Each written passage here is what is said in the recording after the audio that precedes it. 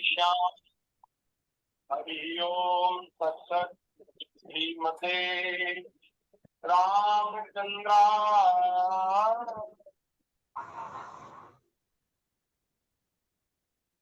ओम नमः परमहंसाय चरणकमल चिन्मकरन्दाय भक्तजनमानस निवासाय श्रीरामचंद्राय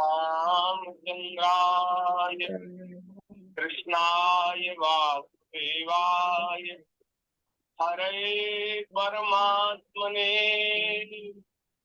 प्रणतक्लेशनाशाय गोविंदाय नमो नमः। सीतानाथ समारंभां श्रीरामानन्दात्मध्यमाम् अस्मदाचार्य पर्यन्तां वन्दे परम्पराम्। गुरुर्ब्रह्मा गुरुर्विष्णुः गुरुर्देवो महेश्वरः गुरुर्साक्षात् परब्रह्म तस्मै श्री गुरुवे नमः। नारायणं नमस्कृत्य नरं चैव नरोत्तमं देवीं सरस्वतीं व्यासं ततो जयमुदीरये। प्रहलाद नारद पराशर सुंदरीका व्यासाम्बरीश सुकुशौनक भीष्म गाल्व्यान् रुक्माङ्गदार्जुन वशिष्ठ विभीषणादीन् पुण्यानिमान् परम भागवतां नमामि। चार जुवन में भक्त जे तिनके पद की धूरी सर्वस्व सिर धरि राख्यो जीवन। भक्त भक्ति भगवंत गुरु चतुर्नाम एक इनके पद वंदन किए नाशे विघ्न अनेक। श्री राम जय राम जय जय राम। श्री राम जय राम जय श्री राम जय राम। सभी गाइए। श्री राम जय राम जय राम। श्री राम जय राम जय जय राम। राम जय राम जय जय राम। श्री राम जय राम जय जय राम। श्री राम जय राम जय राम। श्री राम जय राम जय जय राम। सीताराम जय सीताराम सीताराम जय सीताराम। सीताराम जय सीताराम। सीताराम जय सीताराम। राधे श्याम जय राधे श्याम। राधे श्याम जय राधे श्याम। राधे श्याम जय राधे श्याम। राधे श्याम जय राधे श्याम। जय जय श्यामा जय जय श्याम।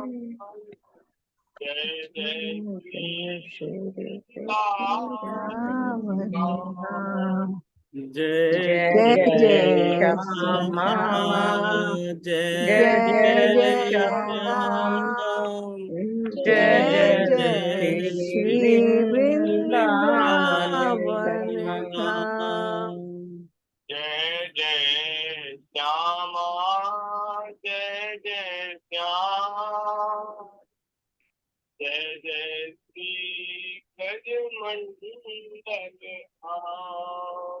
जय जय जय जय श्यामा, श्यामा, जय जय जय जय श्याम, श्याम, जय जय जय जय श्री श्री वृंदावन वृंदावन धाम। धाम। श्री राम जय राम, जय जय राम, श्री श्री राम राम जय जय राम, राम, जय जय जय जय राम, राम। श्री राम जय राम, जय जय राम, श्री राम राम जय जय राम, राम, जय जय जय राम। राम, श्री राम जय राम, जय जय राम, श्री श्री राम राम जय जय राम, राम, जय जय जय राम। राम, श्री सीता रामचंद्र भगवान की जय,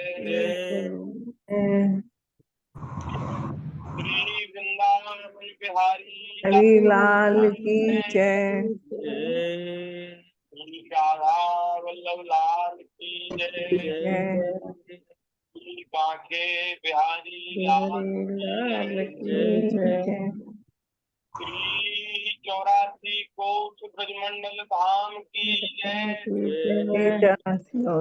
यमुना महारानी की जय,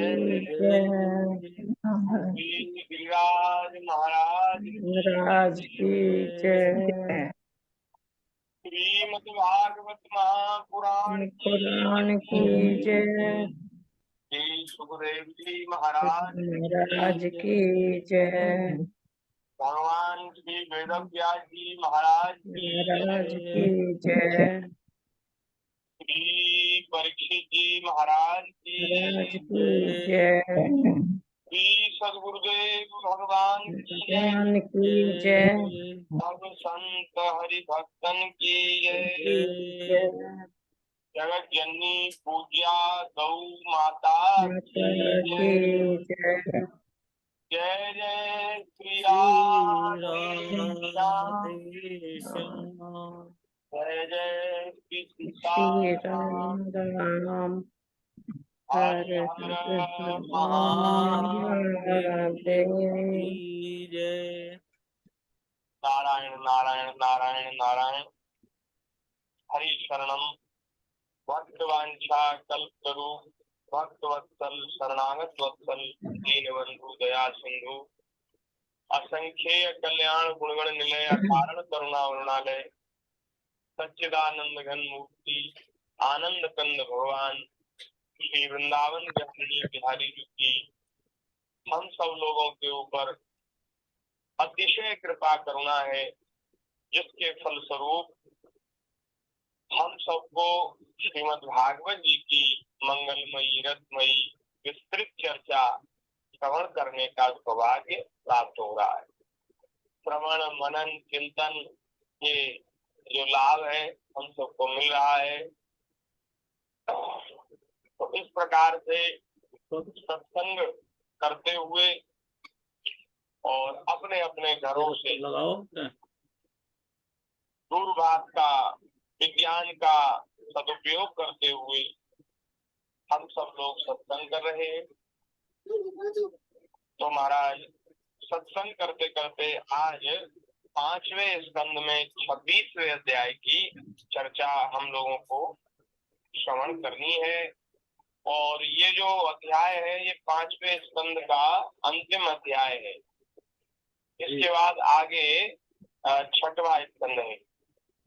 तो 5वें स्कंद में अंत में हम 2-3 दिन से भूगोल खगोल की चर्चा श्रवण कर रहे हैं। लोक परलोक उन सब की चर्चा हम लोग श्रवण कर रहे थे। आज जो है नरकों की गति का वर्णन है। नरक कहाँ है, कैसे हैं, उनमें कैसे कैसे लोग जाते हैं, क्या क्या पाप करने से कौन कौन नरक मिलता है, इसकी चर्चा आज करनी है। तो श्री परीक्षित जी महाराज पूछ रहे हैं, भगवान आप जिन नरकों का वर्णन करना चाहते हैं वे नरक इसी पृथ्वी के किसी देश विशेष में हैं अथवा त्रिलोकी के बाहर कहीं और जगह हैं, कहाँ है वे? सुखदेव जी ने कहा, राजन वे त्रिलोकी के भीतर ही हैं, कान में लगाओ ना तुम। पृथ्वी से नीचे जल के ऊपर स्थित हैं और इसी दिशा में पितृलोक भी है, जो जहाँ पितृगण रहते हैं, अग्नि स्वात आदि पितृगण रहते हैं, इसी दिशा में रहते हैं। और महाराज उनके निकट ही नरक का वो है, नरक की स्थिति है।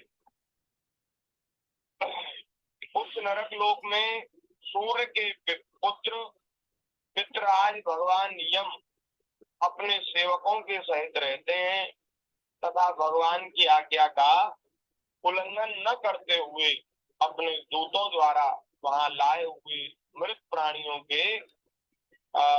प्राणियों को उनके दुष्कर्मों के अनुसार पाप का फल दंड देते हैं।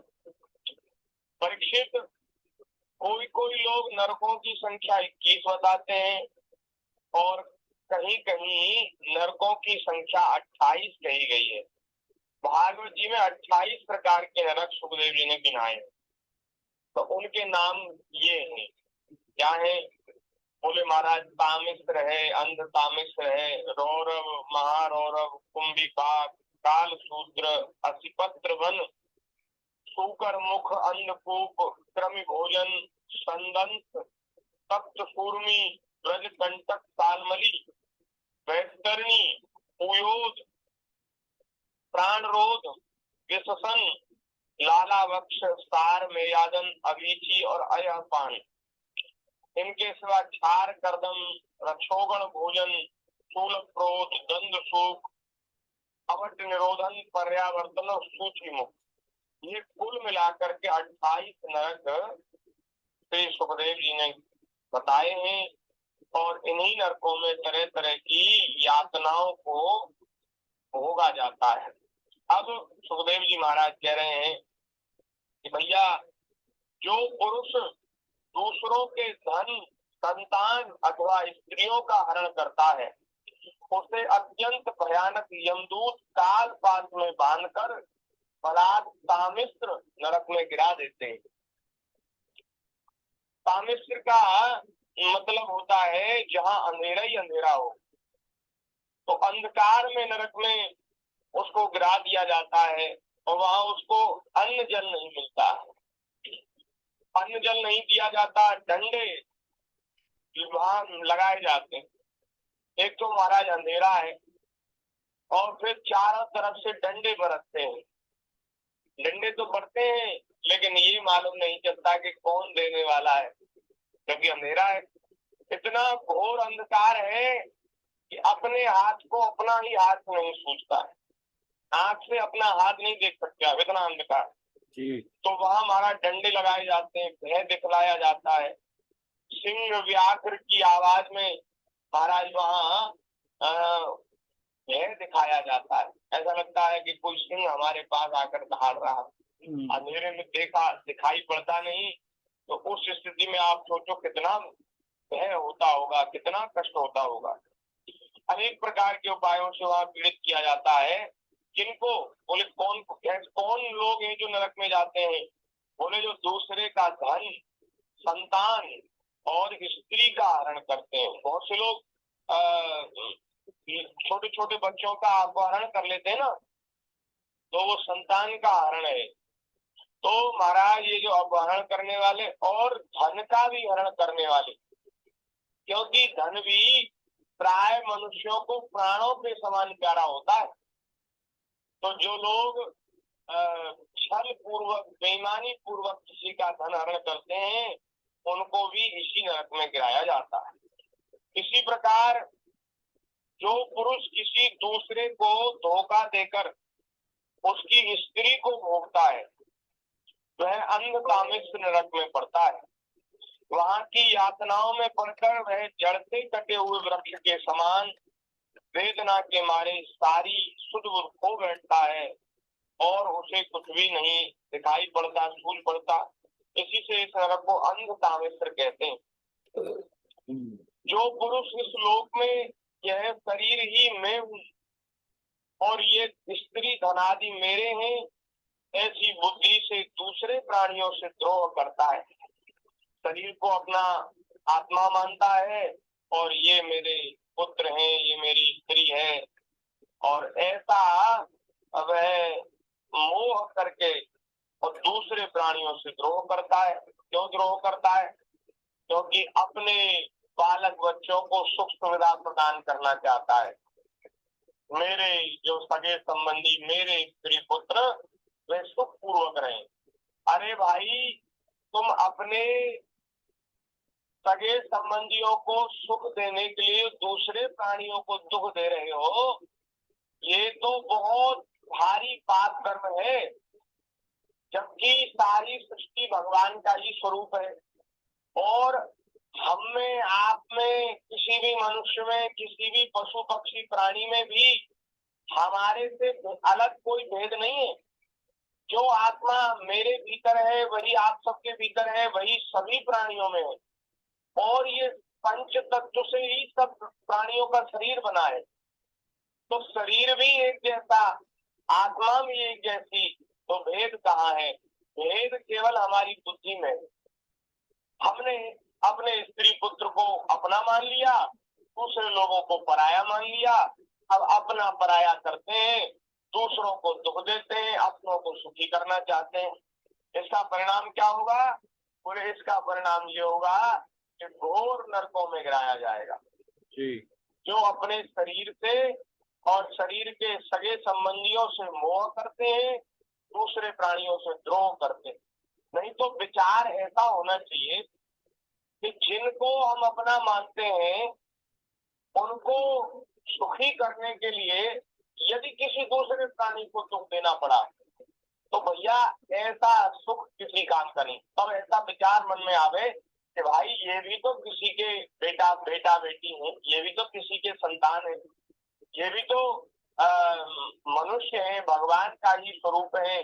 क्या इनको दुख देकर मैं अपना पोषण करूं, अपने शरीर का, अपने सगे संबंधियों का पोषण करूं, तो क्या ये पाप नहीं है? ऐसा विचार आना चाहिए। और ये बड़ा भारी पाप है। तो इसलिए जो अपने कुटुंब का पालन पोषण करता है दूसरे प्राणियों से द्रोह करता है। देखो, हम लोगों को जो सेवा मिली है, जो कर्तव्य मिला है, उसको हमें ईमानदारी से पूरा करना है। हम किसी के साथ छल ना करें, कपट ना करें, बेईमानी ना करें, किसी को कष्ट न पहुंचाएं, किसी के साथ द्रोह न करें, तो और अपने परिवार का पोषण करें और यथाशक्ति दीन दुखियों की, गरीबों की, पशु पक्षियों की, प्राणियों की सेवा भी करें। तो उससे आपका जो कर्म है वो पवित्र हो जाएगा, वो धर्म में हो जाएगा और उसका परिणाम भगवान के चरणों में प्रेम के रूप में आपको प्राप्त होगा। और यदि ठीक इसके विपरीत, यदि हम अपने शरीर को पोषित करने के लिए दूसरे प्राणियों से द्रोह करते हैं तो ये पाप है।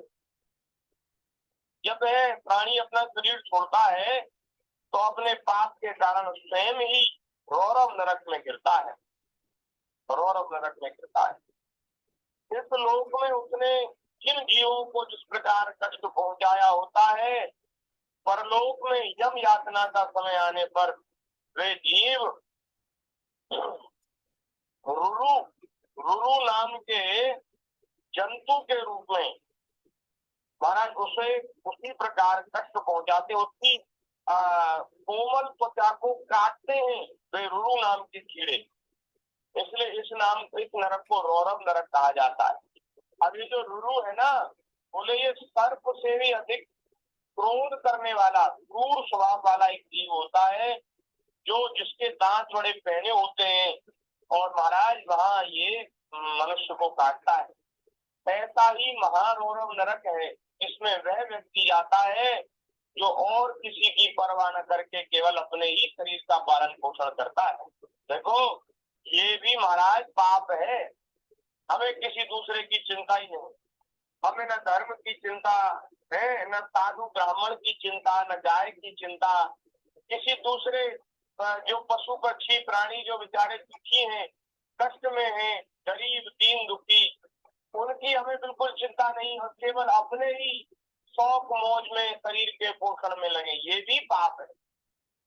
भाई हमको भगवान ने मनुष्य बनाया, हमें बुद्धि दिया, विवेक दिया, यदि हम अपने ही शरीर का पोषण करने में जीवन भर लगे रहे, दूसरे दीन दुखी गरीब प्राणियों के ऊपर हमें यदि दया नहीं आई, तो बताओ हम कैसे मनुष्य कहलाने के अधिकार? हम तो पशु के जैसे हैं। बेचारे पशुओं में तो बुद्धि नहीं होती, विवेक नहीं होता, इसलिए भी दूसरों को कष्ट देते हैं। हम लोग बुद्धि विवेक सब है, हमारे भीतर दूसरे के कष्ट का अनुभव करने के लिए इंद्रियां हैं।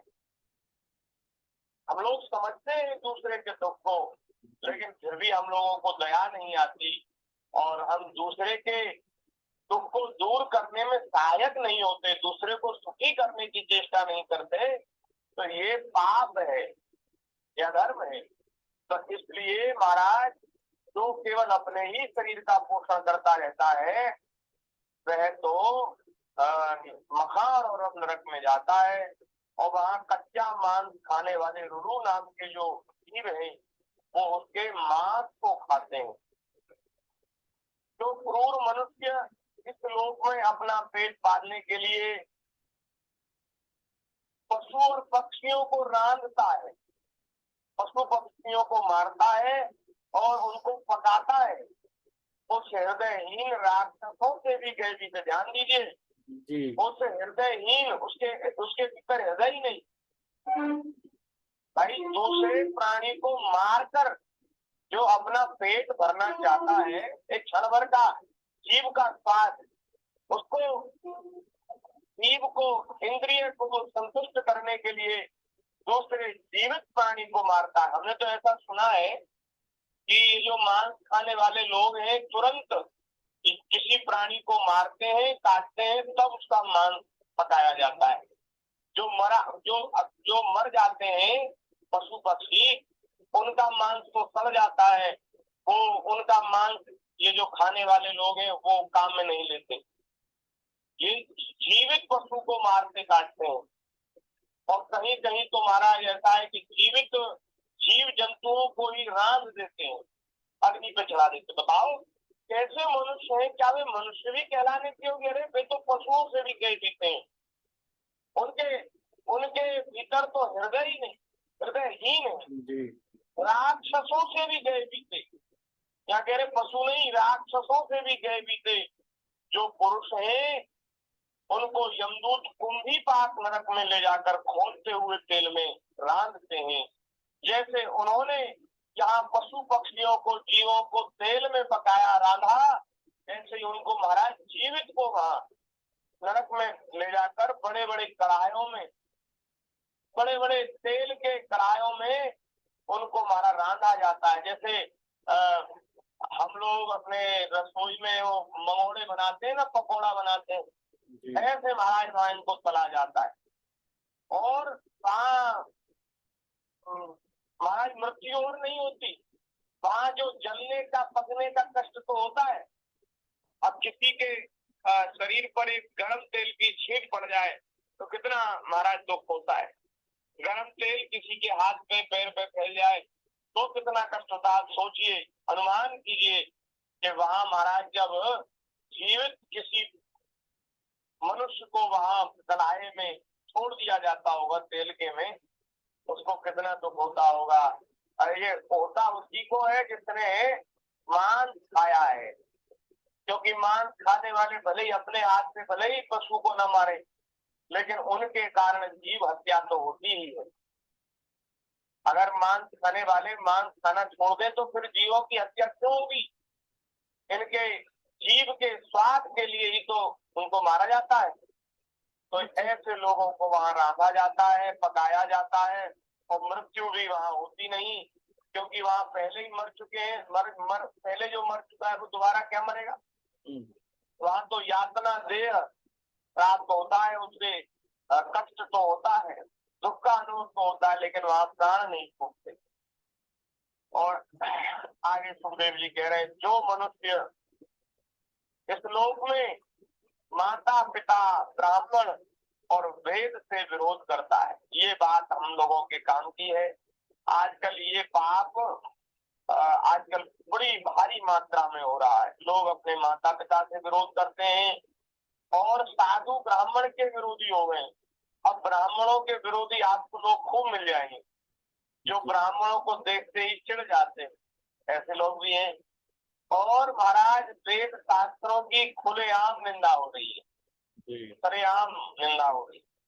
तो जो वेद से विरोध करता है, ब्राह्मण से साधु से विरोध करता है, माता पिता का अनादर असंस्कार करता है, उसे यमदूत काल सूत्र नरक में ले जाते। और महाराज ये काल सूत्र नरक कैसा है, बोले इसका घेरा 10,000 योजन का है, 10,000 लंबा चौड़ा ये नरक है। और इसमें जो भूमि है वो तांबे की है, तांबे की भूमि है। और महाराज वह तांबा जो है नीचे से अग्नि उसको तपाती है, अग्नि से गर्म होता है, और ऊपर से सूर्य भगवान वहां बड़ी जोर से तपते हैं, तो वो दोनों तरफ से तपाया हुआ जाता तांबा और उसके ऊपर छोड़ दिया जाता है। पेड़ों की छाया नहीं है वहां। और वहां महाराज वो कभी बैठता है, कभी उठता है, कभी लेटता है, कभी चलता है, उसके पैर जलने लग जाते हैं। तांबा ऐसी धातु है कि थोड़ी सी अग्नि लगने से ही बड़ा जोर का गर्म हो जाता है महाराज। अब नीचे से अग्नि जला रही है, ऊपर से सूर्य भगवान तपा रहे हैं, तांबे की भूमि है। अब आप सोचो कितना कष्ट होता होगा। भैया अगर इन कष्टों से बचना है तो हमें पाप से बचना होगा। हमें अगर नरक से भय लगी आवे तो हमें तुरंत ये निश्चय करना है कि आज के बाद हम ये पाप कर्म नहीं करें। ये निश्चय हम लोगों को करना ही पड़ेगा। नहीं तो भैया जो कुछ कर ले अवश्य में भोक्तव्यम कृतम कर्म शुभाशुभम। ये जो हमारे शुभ अशुभ कर्म है ये हमें जरूर भोगने पड़ेंगे, जरूर भोगने पड़ेंगे। ये नष्ट नहीं होते, कर्म का फल भोगना पड़ता है, बिना भोगे कर्म नष्ट नहीं होता। इसलिए हम चाहते हैं कि हमें नरक न जाना पड़े, तो हमें पाप कर्म से बचना होगा, नहीं तो और कोई दूसरी शक्ति हमें नहीं बच जाएगी। पाप कर्म करते रहें और हम लोग ये सोचते रहें कि अरे अब थोड़ा पूजा पाठ भी तो करते हैं, पूजा पाठ के भरोसे हम बच जाएंगे। नहीं, पूजा पाठ का जो फल है वो आपको अलग भोगना पड़ेगा, अलग मिलेगा, और जो पाप कर्म का फल है वो अलग भोगना पड़ेगा। बहुत से लोग बड़े चतुर होते हैं, वे कहते हैं अरे भगवान का नाम सारे पापों को नष्ट कर देता है, तो कोई बात नहीं, पाप भी हमसे बन जाता है तो कोई बात नहीं, हम भगवान का नाम तो लेते ही हैं, तो भगवान का नाम लेने से पाप नष्ट हो जाएगा। नहीं होगा पाप नष्ट, तो नहीं होगा, क्योंकि जो भगवान के नाम के भरोसे पाप करते हैं, ध्यान दीजिए, भगवान के नाम का भरोसा लेकर जो पाप कर्म में लगे रहते हैं उनके पाप को नाम महाराज नष्ट नहीं करते। नाम जो 10 नाम के अपराध है ना, ये 10 नाम नाम अपराधों में से एक अपराध है, नाम के भरोसे पाप करना। तो नाम तब पाप नष्ट करते हैं जब इन 10 अपराधों से जीव बच जाए। वो संतों की, गुरु की निंदा न करे, भगवान के नाम की महिमा को सर्वोपरि माने, भगवान के नाम में श्रद्धा करे और भगवान के नाम के भरोसे पाप न करे। जो नाम का भरोसा लेकर पाप करते हैं उनको नाम महाराज क्षमा नहीं करते और उनको दंड पाना ही पड़ता है। बहुत लोग कहते हैं महाराज पूजा पाठ हम बहुत करते हैं और ये करते हैं वो करते हैं लेकिन फिर भी दुख है। तो भैया पूजा पाठ तो करते अच्छी बात है, लेकिन जो असत कार्य करते हैं, निंदनीय कार्य करते हैं, पाप कर्म करते हैं, उनका फल कौन भोगेगा? वो भी तो आपको भोगने पड़ेंगे। तो इसलिए हम लोगों को पाप से बचना चाहिए। ब्राह्मण की वेद की निंदा नहीं करनी चाहिए। माता पिता की सेवा सत्कार उनका आदर करना चाहिए। तो वहां पहुंचाया हुआ जीव उस नरक में जो कालसूत्र नाम का नरक है, वहां पहुंचाया हुआ पापी जीव भूख प्यास से व्याकुल हो जाता है और उसका शरीर बाहर भीतर से जलने लगता है। उसकी बेचैनी बहुत बढ़ जाती है, छटपटाने लगता है, दौड़ने लगता है। इस प्रकार उस नर पशु के शरीर में जितने रोम है, जितने रोए हैं, उतने ही 1000 वर्ष तक उसको वहां रहना पड़ता है। और कितने रोए हैं हमारे शरीर में? करोड़ों रोए हैं, और जितने रोए हैं उतने 1000 वर्ष तक वहां रहना पड़ता है। दुर्गति होती रहती है। आप सोचिए कितना नरक का कितना भारी दुख है। जो पुरुष किसी प्रकार की आपत्ति न आने पर भी अपने वैदिक मार्ग को छोड़कर अन्य पाखंड पूर्ण धर्मों का आश्रय लेता है, दूसरे जो पंथ मजहब हैं, दूसरे जो पाखंड से पूर्ण धर्म है, जिनको लोग धर्म कहते हैं लेकिन वो धर्म नहीं है, वो तो पाखंड है, अधर्म है। महाराज उन अधर्मों के चक्कर में पड़ जाता है और वैदिक सनातन मार्ग को छोड़ देता है। उसको असिपत्र वन नरक में ले जाकर कोड़ों से पीटा जाता है। जब मार से बचने के लिए वह दर्द और दौड़ने लगता है तो उसके सारे अंग ताल बन के तलवार के समान पहने पत्तों से, जिनमें दोनों ओर धारे होती हैं, टूक टूक होने लगते हैं। उसका सारा शरीर कट जाता है, हाथ अलग, पैर अलग, सिर अलग। लेकिन महाराज वह मरता नहीं, मूर्छित हो जाता है और फिर वह जीवित हो जाता है। भगवान अपने धर्म को छोड़कर पाखंड मार्ग में चलने से। पावन काल की जय। नारायण। इस लोक में सुखदेव जी महाराज कह रहे हैं, इस लोक में जो पुरुष राजा या राज कर्मचारी होकर किसी निरपराध मनुष्य को दंड देता है अथवा ब्राह्मण को शरीर दंड देता है, राजा है, अधिकारी है, शासक है, और उसके दरबार में कोई न्याय की बात आई और महाराज जिसको दंड देना चाहिए था अपराधी, उसको तो दंड दिया नहीं गया, वो तो मुक्त हो गया। और जो बेचारा निरपराध था, जिसका कोई अपराध नहीं था, उसको दंड दे दिया गया, तो उसको नरक में जाना पड़ता है। उस राजा को, शासक को नरक में जाना पड़ता है। अथवा जिसके राज्य में ये होता है उसको भी नरक में जाना पड़ता है। अन्याय, इसको कहते हैं अन्याय। जिस राजा के राज्य में अन्याय होता है, अपराधी को तो सजा नहीं मिलती और निरपराधों को, बेचारों को फल भोगना पड़ता है, उनको नरक में जाना पड़ता है। वहां जब महाबली यमदूत मरकर सूकर मुख नरक में वह गिरता है, तो वहां जब महाबली यमदूत उसके अंगों को कुचलते हैं, तब वह कोलू में पेरे जाते हुए गन्नों के समान पीड़ित होकर, जैसे गन्ने को मशीन में रस निकालने के लिए तो लगाते हैं ना, तो ऐसे महाराज, तो ऐसे उसके शरीर को कुचलते हैं। जिस प्रकार इस लोक में उसके द्वारा सताए हुए निरपराध प्राणी होते चिल्लाते थे, उसी प्रकार कभी आर्त स्वर से चिल्लाता, कभी मूर्छित होता हुआ वह जीव बहुत दुख पाता है।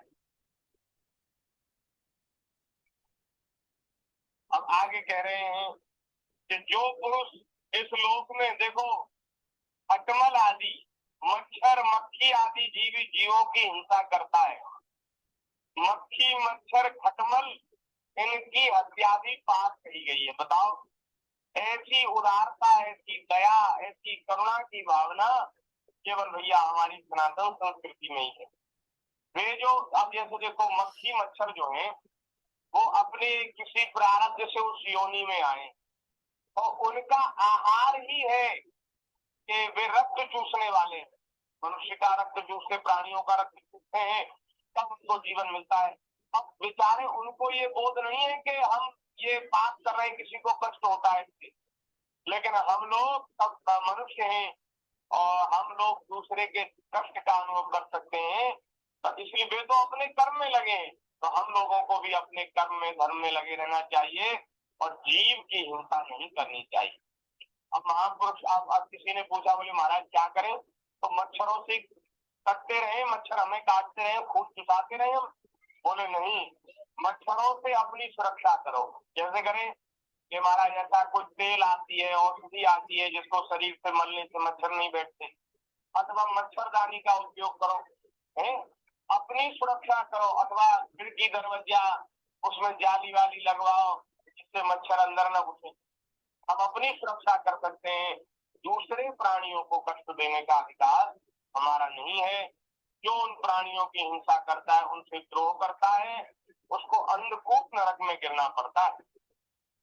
क्योंकि देखो यहाँ सुखदेव जी भी कह रहे हैं, क्योंकि स्वयं भगवान ने ही उनकी वृत्ति रक्त पान आदि बनाई है और उन्हें उसके कारण दूसरों को कष्ट पहुंचने का भी ज्ञान नहीं है, किंतु मनुष्य की वृत्ति भगवान ने विधि निषेध पूर्वक बनाई है और उसे दूसरों के कष्ट का ज्ञान है। तो इसलिए पशु, मृग, पक्षी, सांप आदि रेंगने वाले जंतु, मच्छर, जूं, खटमल और मक्खी आदि जीव जिनसे उसने द्रोह किया था पहले, वे सब ओर से उसको काटते हैं। ये भी हमारे किसी पूर्व जन्म का प्रारब्ध है। किसी प्राणी को हम पहले सता कर आए थे, अब वह हमें सता रहा है।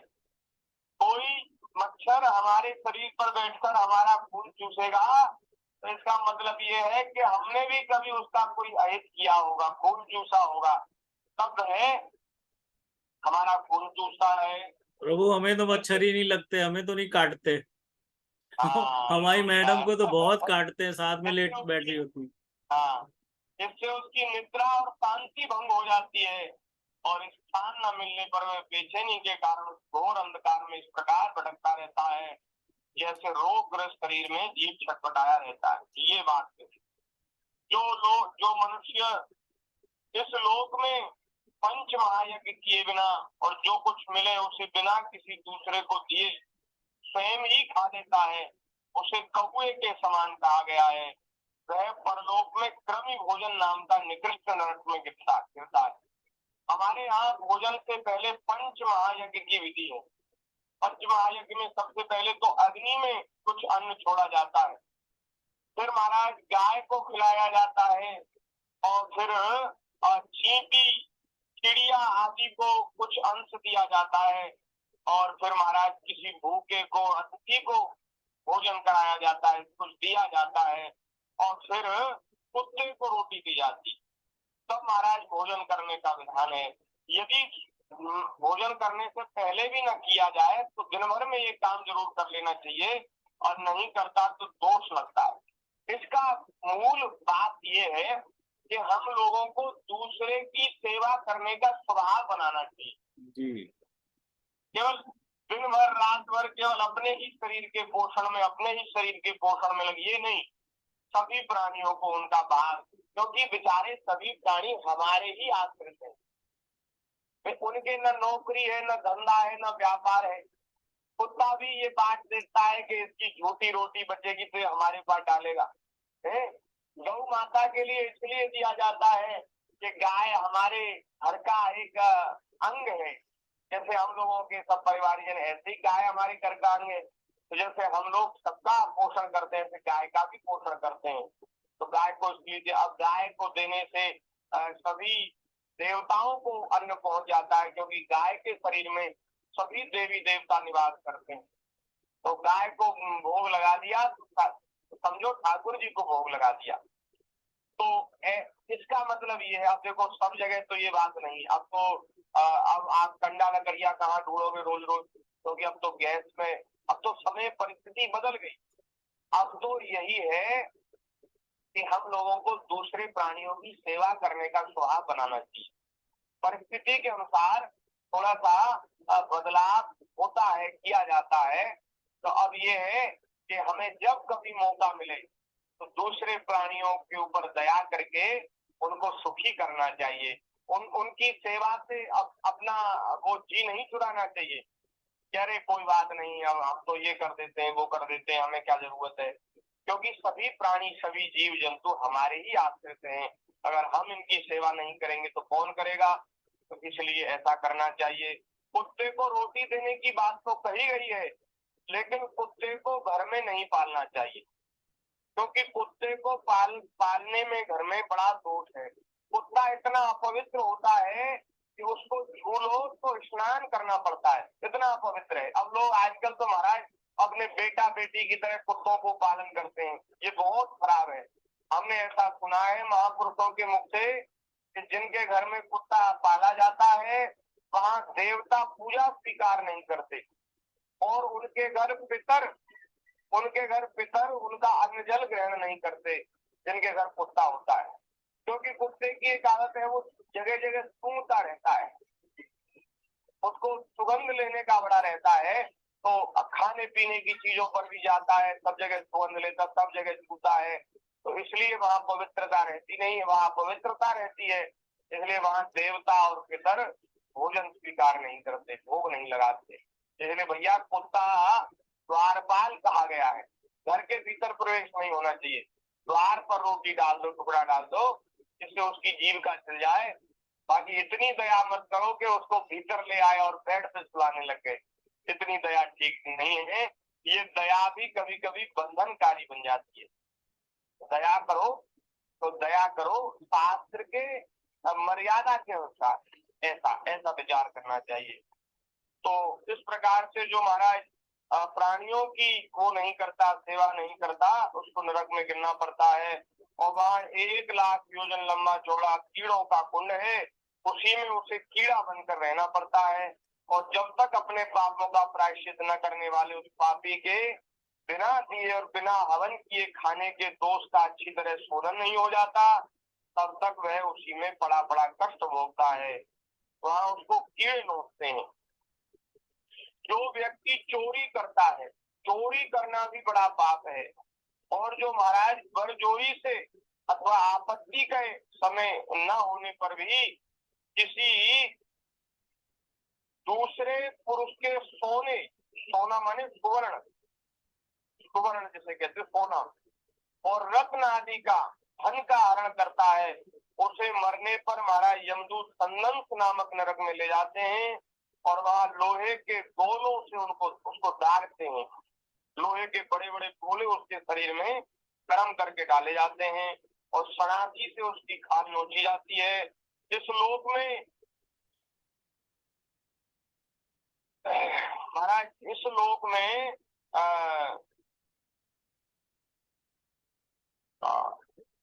महाराज इस लोक में यहाँ लिखा है कि जो पुरुष पराई स्त्री के साथ भोग करता है अथवा कोई स्त्री पर पुरुष के साथ विचार करती है, तो उसे यमदूत तप्त सूर्मी नामक नरक में ले जाकर कोड़ों से पीटते हैं तथा पुरुष को तपाए हुए लोहे की स्त्री की मूर्ति से, तो हाँ स्त्री की मूर्ति बनाई जाती है लोहे की, और उसको गर्म कर दिया जाता है। और उसको महाराज पुरुष को बांध देते हैं, उसे सांकरों से बांध देते हैं कि तुम्हें बड़ा स्त्री के महाराज शरीर को बड़ा छूने में बड़ा तुम्हें सुख मिलता था, अब छो सुख, ये लो सुख। और महाराज स्त्री को तपाए हुए पुरुष की प्रतिमा से आलिंगन कराते हैं लोग महाराज, बड़ी बड़ी मोटी मोटी सांकलों से उनको बांध देते हैं। इस प्रकार वहां उनको कष्ट भोगना पड़ता है। अब आगे की चर्चा, बहुत समय हो गया है, आगे की कुछ थोड़ी सी चर्चा बची है, उसकी चर्चा हम भगवत कृपा से कल कर लेंगे। और हम लोगों को इन नरकों से बचने का उपाय भी आगे सुखदेव जी महाराज के मुख से सुनने को मिलेगा।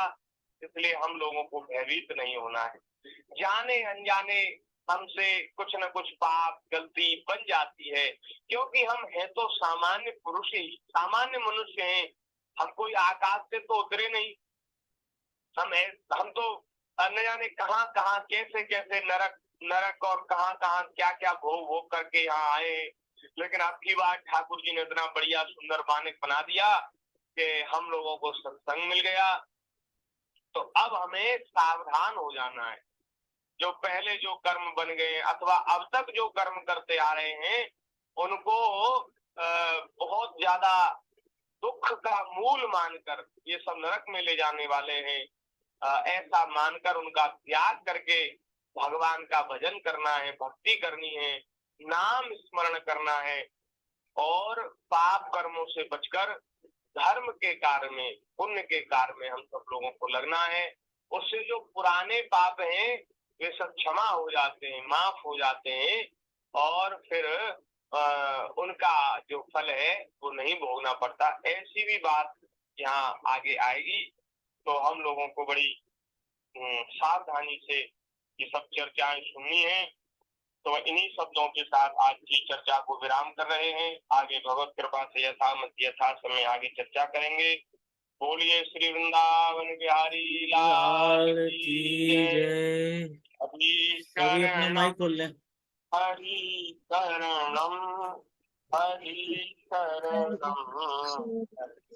हरि शरणम हरि शरणम हरि शरणम हरि शरणम हरि शरणम हरि शरणम